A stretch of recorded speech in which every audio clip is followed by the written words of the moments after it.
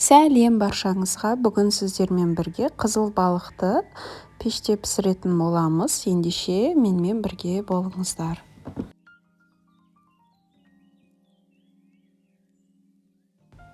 Ол үшін бізге 1 шай қасық тұз, 1 шай қасық қызыл бұрыш, 1 шай қасық қара бұрыш, 1 шай қасық тәтті паприка және де өз қалауым бойынша жарты шай қасық зира қостым. Осының барлығын сұйық майды құйып, 1-2 ас қасықтай сұйық май құйып, жақсылап қоймалжың масса болғанша араластырамыз.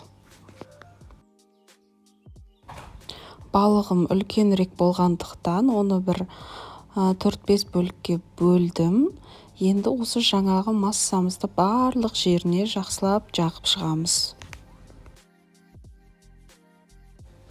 Жағып шыққаннан соң фольгаға салып, алдын ала қыздырылған пеште 180 градуста фольгамен 15 минут, одан соң фольганы алып 5 минут пісіріп аламыз. Балығымыздың қасына мен күріш пен соус дайындаймын. Күрішті салып, қаншалықты күріш саласыздар, соны ұмытпаңыздар. Өйткені кейін күрішті пісірерде соншалықты су құюларыңыз керек. Қазір осы күрішті мұздай суға 15 минутқа қалдыратын боламыз. Мұздай суға салатын боламыз, жылы су керек емес. Мінеки 15 минут өтті. Енді қызып тұрған пешімізге ыдысымызды қойып, кішкене ғана май саламыз. Осыған жақсылап күрішімізді қуырып аламыз. Жақсылап болғанда көп қуырмайсыздар, ары кетсе 1-2 минут қуырып аласыздар да, дәміне қарай тұзын салып, одан кейін суын құйып 20 минутқа пісіріп аламыз.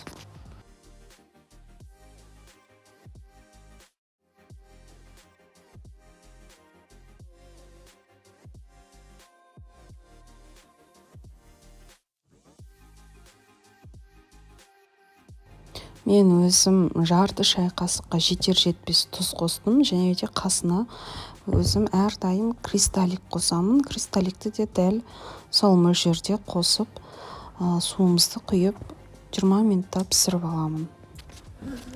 Күрішті суға салар кезде қанша күріш құйсаңыздар, сонша су құятын боламыз. Сонда күріштеріңіз езілмей, жабыспай пісетін болады. Енді соусымызға укропты осылай турап, мен негізі 2 тамаққа да жасап жатқандықтан көбірек қып жасап жатырмын. Сіздер аз мөлшерде жасағандарыңыз дұрыс. Балыққа арналған соус 3 ас қасық майонез және де 2 тіс сарымсақ, және де қалауларыңыз бойынша укроп салып араластырып қоясыздар.